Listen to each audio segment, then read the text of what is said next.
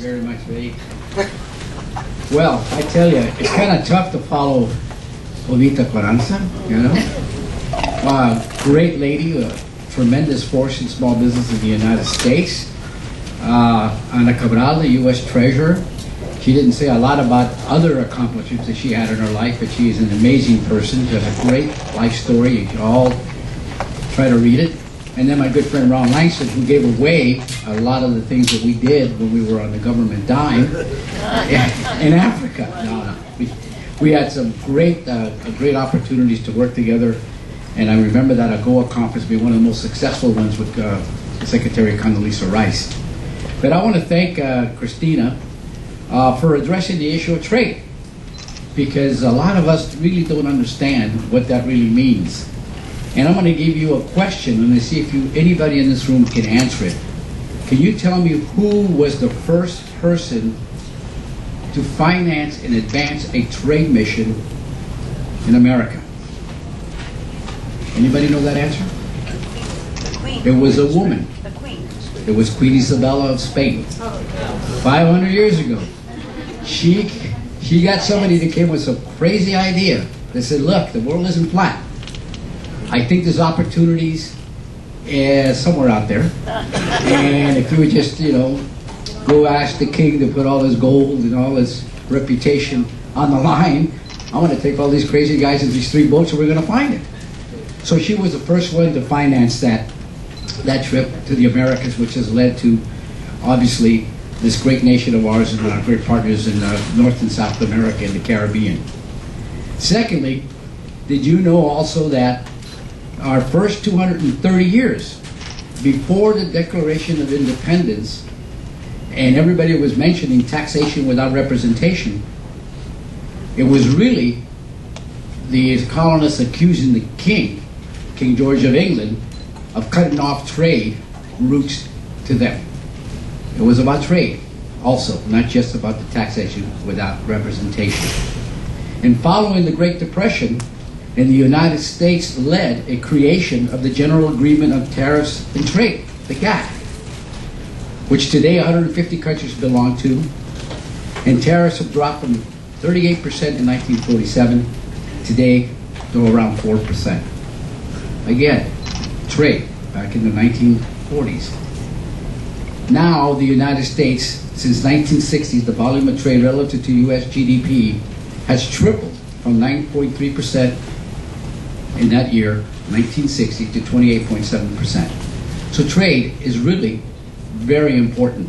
And I'm really glad that Ron really emphasized the fact of the concentration on the Western Hemisphere, because that is a great opportunity for the Latino community, because if you saw the latest census, the diaspora community in the United States is of 50+ million Hispanics who have ties all over Latin America and could create that opportunity of trade both ways. When I was at the SBA, I had a great pleasure of serving with some great people. One of them is here, Richard Ginsburg. He'll speak to you a little later. One of my senior trade finance officers. We really prided ourselves in getting involved not only in doing what was asked of us in the legislation and what we were collaborating with other agencies such as the Commerce Department, but we also created opportunities on our own. We started a group called the Small Business Congress of the Americas. It was really something that was one of the individuals that worked for us came up with the idea, and it kind of meshed with what some of the things that I wanted to do. And that was, not too brilliant of an idea when you want to get together all small business type agencies in the Americas to collaborate to promote trade. Particularly at that time, we wanted to promote free trade agreement of the Americas. So small business is a real integral part of trade. And Richard will probably give you some of these stats, but 97% of all exporters in the United States are small and medium-sized business. And a great majority have less than 20 employees. They do about, my last count, over $1 billion a day in trade. $300+ billion, and I think those numbers have probably gone up since I've left the administration. But there's a lot of key elements that keep people from not going into trade, especially our small businesses. And it's no different than what you would do as a small business if you were here going into it domestically. And there really are, but basically the same challenges. Challenge number one is fear, right? Challenge number two is complacency. Challenge number three is technical expertise. Challenge number four, which is one of these great reasons why we're here, is contacts. And challenge number five is the big word, finance, access to capital, and I'm sure that the other panel will discuss that. So as we look at the first challenge, which is fear. What do you have to fear? Well, obviously, it's already pretty challenging to do business domestically. Now, are you ready to do business internationally? The first fear is the unknown. Do you really know what you're getting involved? I think we heard in earlier panels we were discussing, do your homework, do your research. The unknown. That's the first challenge that any business has to get in any venture, but particularly in the international arena. The second big fear is the foreign laws and regulations. I mean, you think you got it bad in the United States? Some of these countries are pretty wild when it comes to the regulations and the laws that they regulate, particularly on imports. And then, this is one that we as Hispanics that are in this room can overcome real easy, the language barriers. That's another big challenge and fear. And you culminate all of those factors affecting small business participate in trade. And when it comes to the language barriers, those are something that, hopefully with the growing market in the United States and Hispanic population, can make it easier for us to do trade in Latin America. And then the other big one is complacency. Why am I going to do trade? I mean, I got a huge market here in the United States. Until all of a sudden, your market dries up and you got no other avenue of income. You are already in an international marketplace, knowing it or not knowing it. I think Ron said it very astutely when he talked about imports. If you go walking through the supermarket and you start putting things in your basket and you go to check out, I guarantee you 94% of everything in that basket came from someplace else. So you already are in that competitive mode. So complacency obviously is another factor that small businesses look at and say, well, do I really want to go out there? Sometimes you're going to be pushed out there. The other one is technical expertise. Boy, this is when it's become very complicated, and that's why I'm glad that we have people here representing not only the SBA, but also the Exim Bank that can talk about some of these areas. Because you need that expertise. Customs regulations, logistics, how are you going to get things from here to there, foreign payments mechanism, currency exchanges, technical standards, packaging. So you already can see why a small business starts saying, oh my God, do I really want to do this when I have such a great marketplace here? And am I ready? And I think the other panel is going to address the fact that are you export ready? Because not everybody is. And then the next one is time, the learning curve. Have I got enough on my business right now? Do I have time to go into this other venture? So again, as it was said today, do you do your homework? Do you have all those answers? And then my favorite one is contacts. Do you have the contacts? Who can help me create that opportunity? And there's a whole network the United States government provides, and through our export assistance centers here in the United States and through our embassies with our commercial officers abroad. And there's a lot of other organizations that help, including the American Chamber of Commerce with its affiliates, the American Chambers in Latin America. So there is contacts, and how to get a foothold and who can you trust. And I'm going to tell you a little story about a friend of mine that, when I was the president of the chairman of the Hispanic Chamber of California, very instrumental in the NAFTA debate. And he knew that I was involved with the Mexican government. We did a lot of work on the national and international level in the passage of that trade agreement. So he came to me and he said, Manny, I have an opportunity to take equipment, particularly workstations, and take them to Mexico. And you can refurbish them and we'll bring them back to the United States and we'll sell them. And we can make a profit, because he was dealing with the Kaiser Permanente and he was warehousing all this equipment. And then Kaiser, at one point, either donated it or sold it pennies on a dollar, so it was a great idea. I said, great. His name was Manny Lopez. I don't know where he got Manny. I think it was supposed to be Manny. Manny Lopez. So I said, you know, I happen to know a fella who's in that kind of business in Mexico, and he happens to be the president of the Mexico Chamber of Commerce. And I think it would be great. So we traveled to Mexico together. We're sitting there, and we're, you know, introductions. My other fellow speaks English, no problem. And typical American. Manny is telling him how great he is, the capacity that he's got, the ability to do all of the equipment to bring it down there, the technology, the warehousing, the systems, and the other fellow's eyes are rolling. And if you've ever been in sales, you know you got to stop talking or you're going to blow the sale. Finally, he stops talking, and the Mexican fellow looks at him and says, "You know what, Mr. Lopez? In America, you got the know-how, but here in Mexico, I got the know-who." So, contacts, super important. And now they're still doing business together. This has been over 20 years, and they're doing business now. They're doing moldings that they're bringing in for the hotels, particularly in Las Vegas. And then the last challenge is finance.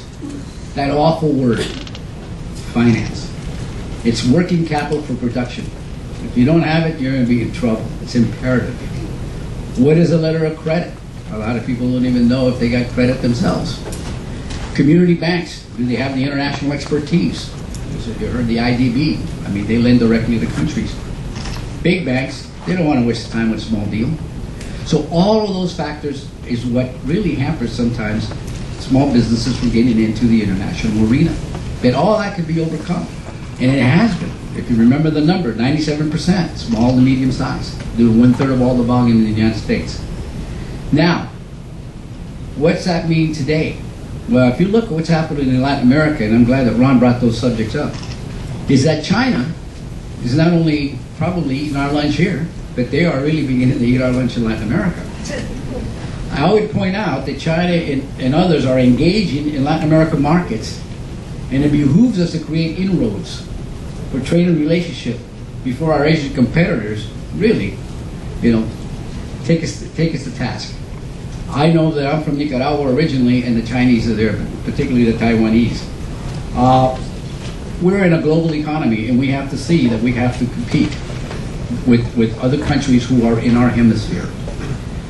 The other challenge that we have is looking at the opportunities, which is one, I think Ron mentioned it again, the fact that if we create economic development in Latin America, it will reduce the flow of immigrations because these individuals are looking for work. If we create that opportunity at home through organizations such as the IDB, USAID, and other organizations that help develop those countries so they can have a higher middle class, guess what? They can buy more from us. And that's very important. Which takes me to the fact that we need to really look at these free trade agreements. There's a lot of myths in reference to free trade agreements. I remember with the NAFTA agreement, it was really a hard battle. And there's a lot of myths in reference to what NAFTA has done. And there's a lot of opportunities for us to take advantage now that we have more free trade agreements in Latin America. NAFTA was the first one. It was Canada, the United States, and Mexico. I remember my first trip was to Chile with Secretary Evans, and we had just passed the Chilean free trade agreement, which was about 8 years in the making, and it finally got passed, and we were there for the signing. Then it was DR-CAFTA. That's all 5 Central American countries, including the Dominican Republic. Remember, Panama, it doesn't consider itself from Central America. I don't even think they consider themselves from South America. That's why it's called the Isthmus, because it used to be Colombian at one time. So we passed that agreement. We passed the Peru free trade agreement, and now we're hung up because of all kinds of different political issues, particularly labor issues, on Panama and the Colombia free trade agreement. And we throw in a big trading partner from South Korea, and we could really then almost talk about a free trade agreement with the Americas, because the only ones left are going to be the big players and some of the smaller ones.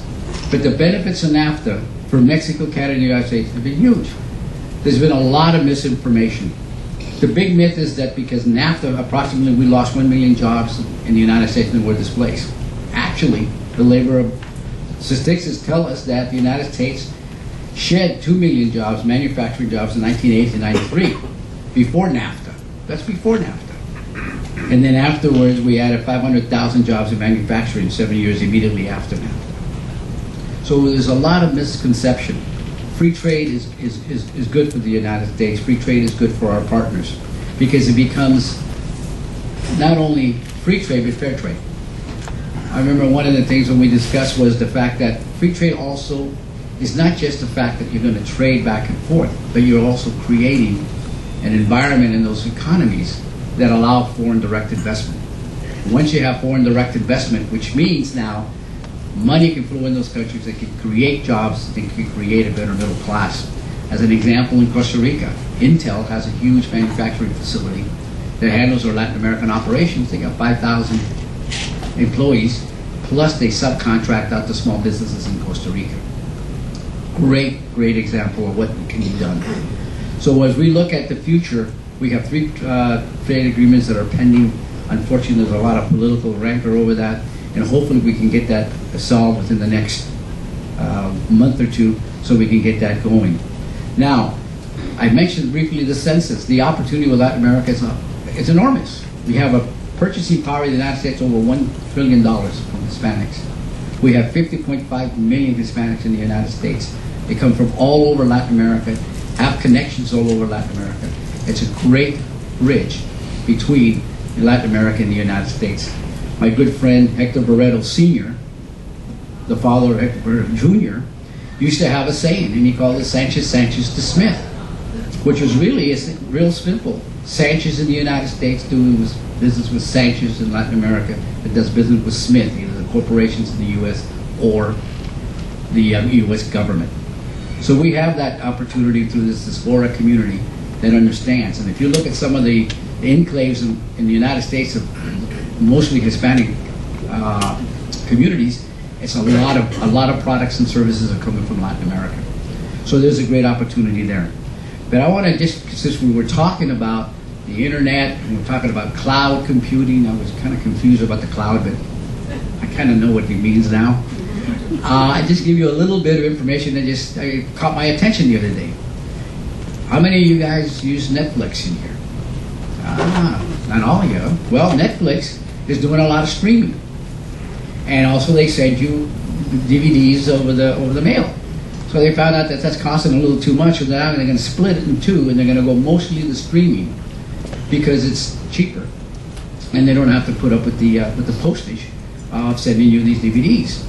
But guess what else that Netflix is doing? Netflix is now looking at doing 43 countries in Latin America as their next move. And why? It's because there's over 40 million and growing in Latin America and the Caribbean who are now broadband savvy, who have access that can actually downstream these movies that they offer in TV shows. So it's not just trade in products, but also services like this, internet. And the internet also has brought a huge opportunity for you to do trade that's not your traditional trade. So all those little areas, just a little example of what you can do with trade and how small businesses can and will be able to be successful. But I'm going to give you 2 stories, and one of them was personal that happened to me, and you got to be careful. You remember those fears? There was one fear in there that I didn't throw too much in. It was called capacity. Years ago, when I was the executive at this Capital Preservation Fund, the first money market fund created in the United States, we opened an international fund. And the owner says, Manny, since you speak Spanish, I think you're Mexican. I said, I'm not. I'm Nicaraguan. He said, I want you to head up my Latin American division and sell an international fund that we just created. I said, absolutely, I'm ready. So I went to Venezuela because I had a cousin who lived there, and I figured that's a good place for me to start. Venezuela at that time was very, very wealthy country. Their exchange was 2 to 1, their dollars to our dollar. A lot of petrol, a lot of money. So I went down there, and in that visit, my cousin introduced me to a friend who had a manufacturing facility where they made dolls. And these dolls were the most beautiful things I've ever seen. They were all custom-made dresses.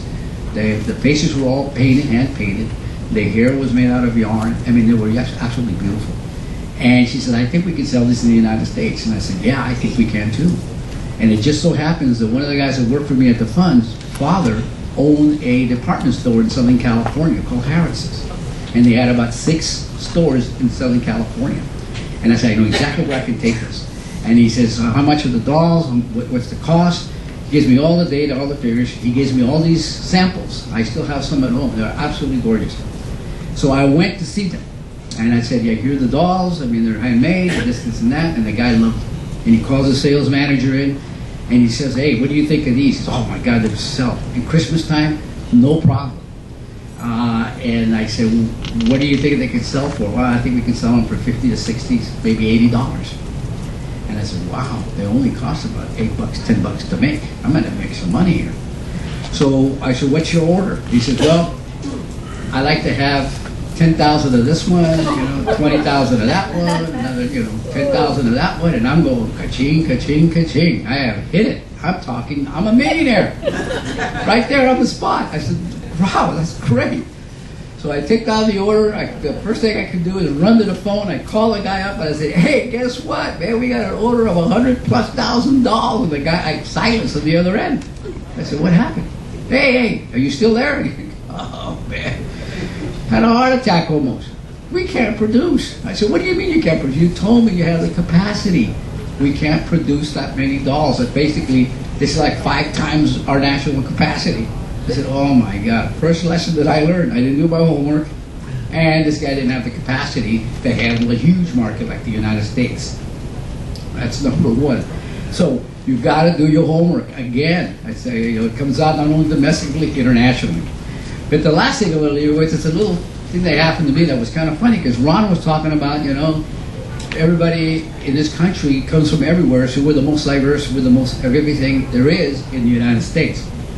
When I had the pleasure and honor to represent the United States as the minister in Vietnam at the APEC Ministerial for Small Business, the gentleman that was leading the conference was the economic minister for Vietnam. And he got up there and he asked the question of the attendees. And these are all high-level ministers from all over the APEC countries. And I thought I knew the answer because I raised my hand. And the answer, if you know it, you tell me. What is the most spoken language in the world? Does anybody know that? That's what I said. Chinese. And he said, no, it's broken English.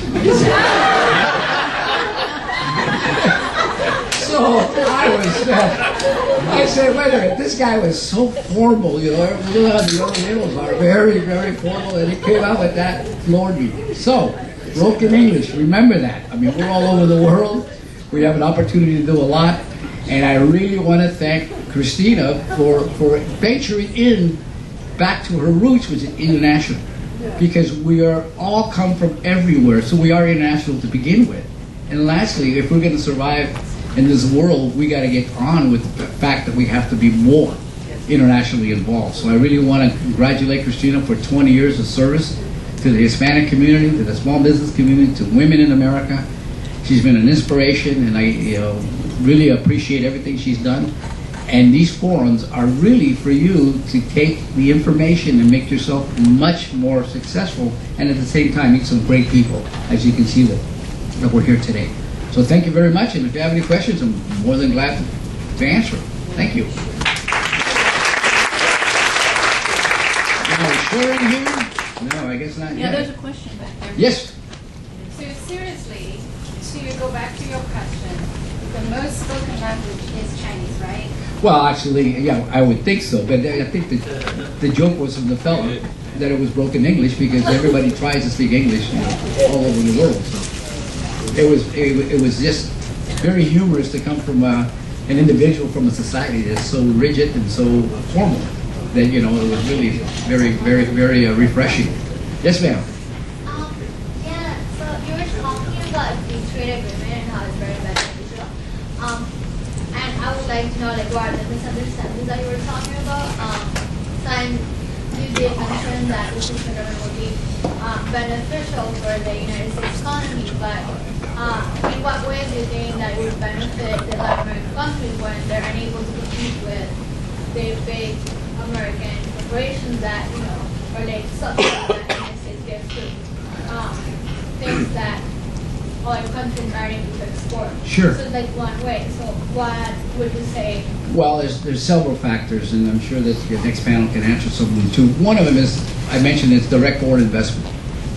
That's crucial because, the first thing you want to have is transparency. You want to have rule of law.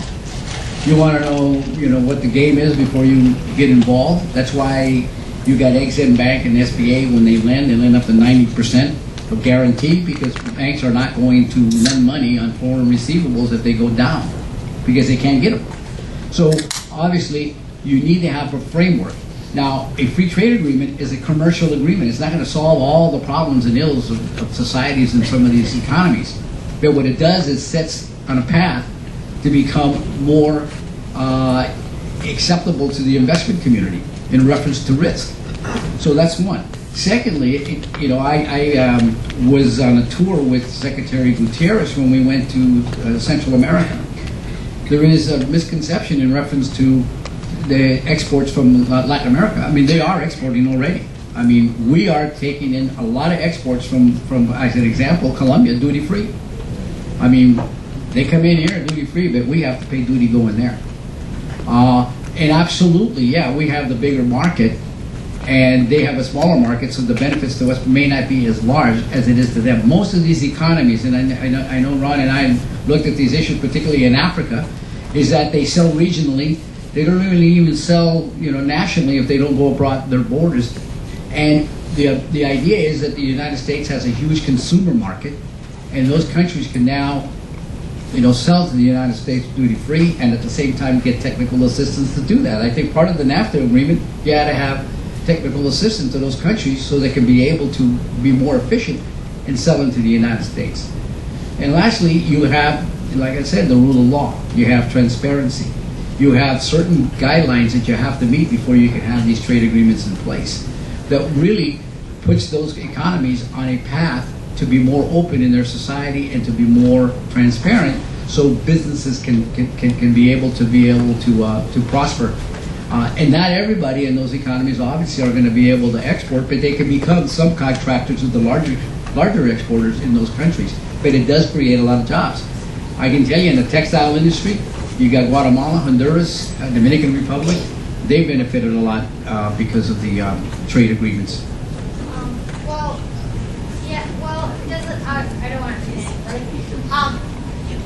So the thing is that how would they do export, but the living standards or the living wage for those people wouldn't be the same as if they're not unionized, and these corporations are. A lot of these countries are unionized. In Colombia, it's about 3% of people are unionized. Everybody else in the private sector. In the United States, I think the labor unions are down to about 5%. It's mostly federal employees unions and government unions now. Well, I don't want to get into it, but I just as a comment, I just want to know, in what way would you think that the free trade agreements could improve the living wage for these workers? Well, obviously, if you look at some of the success that's happened in the Orient, particularly Japan and Taiwan. Originally, I remember getting a Sony radio. It was like about $10. Why? Because the product in Japan was much cheaper than the product in the United States as a labor cost. Now, you look what's happening in Japan. I mean, they probably have more than half the world's automobile manufacturing. And then you look at Taiwan. I mean, 90% of everything that Taiwan does is export related. They're an export nation.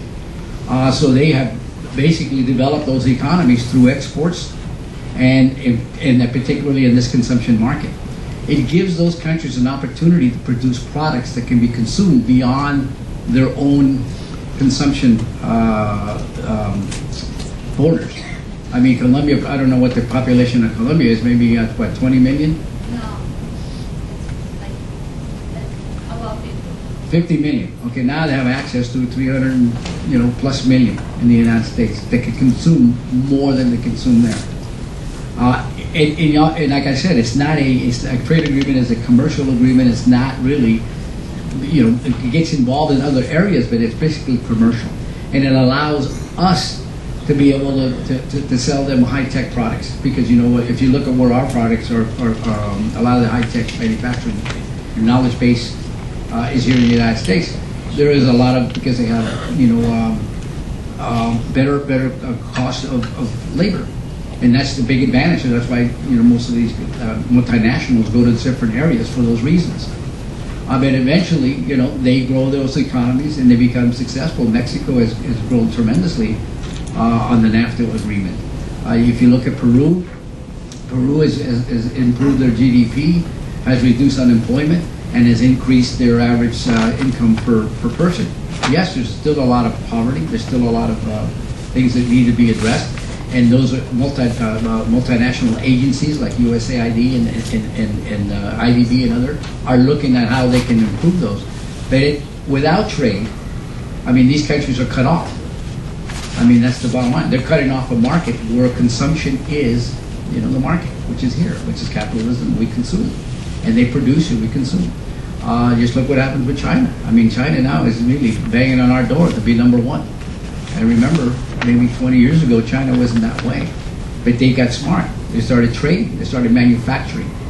My last trip there to Beijing, I saw a manufacturing plant for automobiles. Once they get that automobile approved for safety standards, man, you forget the market. It was like about $5,000 for that car. And it's as good looking or better performing than the Hyundai. So they're there. And how do they get there? They trade. And in trade, remember what they're doing. They're selling us products, and they're keeping our dollars. And, that's part of the whole equation too. So we have a great opportunity in increasing the middle class of those nations that we do business with. The other way is you give them foreign aid. And foreign aid is not going to give them the ability to create a middle class through becoming a production economy. So those are some of the advantages that I see. Yes, ma'am. Yes.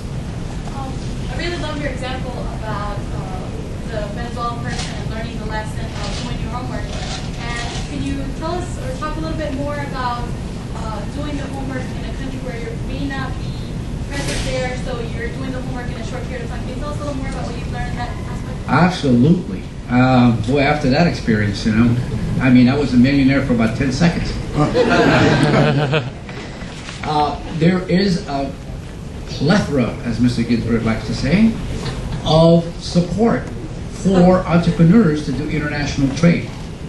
First, I'll start off with, obviously, the SBA. Even though most people think that the SBA is domestically focused and it does all of these great products and services for small businesses domestically, when the administrator asked me to come to Washington to help him, he said, Manny, I want you to come and run the international portion of my agency. And I thought maybe he went to Congress. I said, what agency? He says, the SBA. I said, you're kidding me. SBA has international? It's the best kept secret in the world. They have the ability to help you through consulting, through the business assistance centers all over the country, the USI Act, U.S. Assistance Centers, in combination with Exim Bank and with the Commerce Department, to counsel you before you even get there. And I think Richard will try to tell you, or Judy, are you export ready? You got to be export ready. You got to have all of those things out of the way before you even venture in that. And another difference is the fact that I don't want to confuse people when you say international trade or going global. Those are whole two different animals. International trade, you do a trade transaction, that's great. Most small businesses do $1 million, they do one, and that's it. Going global, that means you're going to put a footprint somewhere else, develop a manufacturing facility. That's a whole different challenge. And those guys really have to be at a point where they can do that. Secondly, you got the Commerce Department. The Commerce Department throughout the United States, in conjunction with the United States Small Business Administration, Exim Bank, and TDA sometimes, and OPIC, Overseas Private Investment Corporation, they provide technical assistance also, not only here, but internationally. They have foreign officers commercial officers that are in the embassies that are working with the private sector in those countries to help you meet the know-who, to help you get over the fears and anxieties of regulations, to help you look at the market and where your product may fit, or tell you that's not the right place to go. So you got that agency. On top of that, then you have the trade development agency that can provide grants that would allow those foreign countries to be able to purchase products from us to do some projects down there that have been funded. You have the SBDCs, the Small Business Development Centers, like you saw this morning, and they have foreign components. I think there's about 3 or 4 around the country that just deal with international. Then you have the embassies, foreign embassies themselves. I mean, here in the United States, I mean, they're there to help you. State representation. I remember one time in Mexico, there was about 35 states that had operations in Mexico itself to help states, small businesses and business people, go into those countries to do trade. And then you got the U.S. Chamber of Commerce, which has an arm called ACLA, which is the American Chambers of Commerce in Latin America. And what they do is the same thing. They help their members, people who are U.S. Chamber members who want to go into particular countries, to be able to meet the know-who, what are the challenges, who are the great opportunities for you. And then you have a lot of private sector firms out there that also involve themselves in international trade. So there's a lot of support. The problem is a lot of people don't know about it. The U.S. government doesn't advertise. It's tough to get the word out. This is why it's so great that Christina can provide a platform so we can give you the information that hopefully will tickle that fancy of yours to be able to say, maybe I can, my cousin so-and-so down there can sell all the stuff that I can see here. Can we find that niche down there, we can fill it. But the biggest one is obviously if you have a contact yourself in a country of origin that you came from, or somebody that you can work with. And it's a great adventure, but you have to be careful. Just like small businesses, they fail in the first year. Almost 80% of them go down.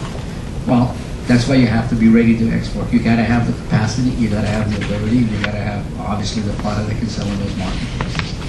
So thank you very much. Appreciate you being here.